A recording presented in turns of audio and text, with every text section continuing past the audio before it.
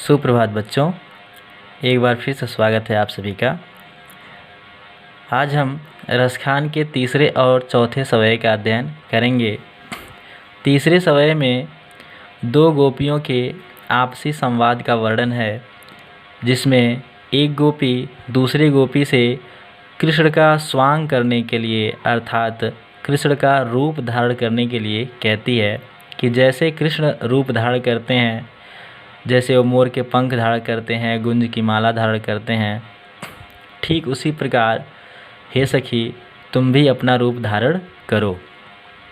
तो दूसरी गोपी कहती है, ठीक है, मोर पखा सिर ऊपर राखी हो, हे सखी मैं कृष्ण की ही तरह अपने सिर के ऊपर मोर का पंख धारण करूँगी, गुंज की माल गले पहनूंगी और अपने गले में कृष्ण की तरह ही गुंज की माला भी पहनूंगी। गुंज एक प्रकार का जंगली फूल होता है, जिसकी माला भगवान कृष्ण धारण करते थे। फिर कहती है, ओढ़ी पीतम्बर लय लकुटी, बन गोधन ग्वारन संग फिरौंगी, हे सखी मैं कृष्ण की तरह ही पीले वस्त्र को, पीतम्बर से तात्पर्य पीला वस्त्र है, मैं कृष्ण की तरह ही अपने ऊपर पीले वस्त्रों को धारण करके और हाथों में डंडा लेके, लकुटी में होता है डंडा लेके ग्वालबालों के संग गाय चराने भी जाऊंगी। भाव तो वही मेरो रस खानी, हे सखी मेरा कुल मिला के कहने का तात्पर्य यह है कि मैं तेरे कहे सब स्वांग कराऊंगी। जो भी तुम कह रही हो, जैसा भी तुम कह रही हो, मैं ठीक वैसा ही रूप धारण करूंगी।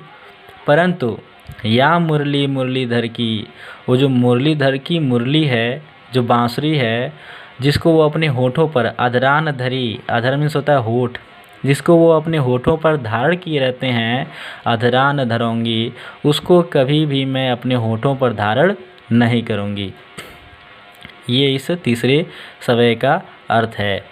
वो इसलिए नहीं धारण करना चाहती है कृष्ण की मुरली को, क्योंकि वो गोपियाँ जो हैं वो कृष्ण की मुरली से बहुत ईर्ष्या करती थीं, क्योंकि भगवान कृष्ण गोपियों को अधिक समय न देकर उस मुरली को ही अधिकतर समय दिया करते थे।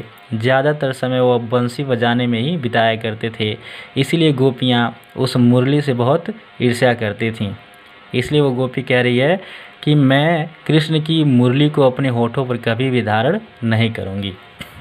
आइए चौथे सवय का अर्थ देखते हैं।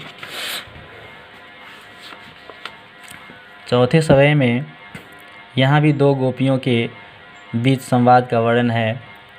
गोपी कह रही है, कानन दय अंगुरी रहिबो, जब ही मुरली धुनि मंद बजई हैं। जब कृष्ण अपनी मुरली को मीठे और मंद धुन में बजाएंगे तो मैं अपने कानों में अंगुली लगा लूँगी, जिससे कि मुझे वो धुन सुनाई न दे। यहाँ गोपियाँ कृष्ण से बहुत क्रोधित हैं, रुष्ट हैं। वो बार बार ऐसा प्रयत्न करती हैं, लेकिन उनसे क्रोधित होने का उनका जो सारा प्रयत्न है वो बेकार हो जाता है, नष्ट हो जाता है। कैसे, उसी का वर्णन इसमें किया गया है। मोहनी तानन सो रस खानी, अटा चढ़ी गोधन गए हैं तो गए हैं। इतना ही नहीं, हे सखी कृष्ण चाहे कितनी भी ऊंचाई पर चढ़कर खूब मीठी तान में, मीठे स्वर में गोधन नामक राग भले ही क्यों न गाएंगे, फिर भी मैं उसको सुनूंगी नहीं, या मेरा गुस्सा या मेरा क्रोध शांत नहीं होगा।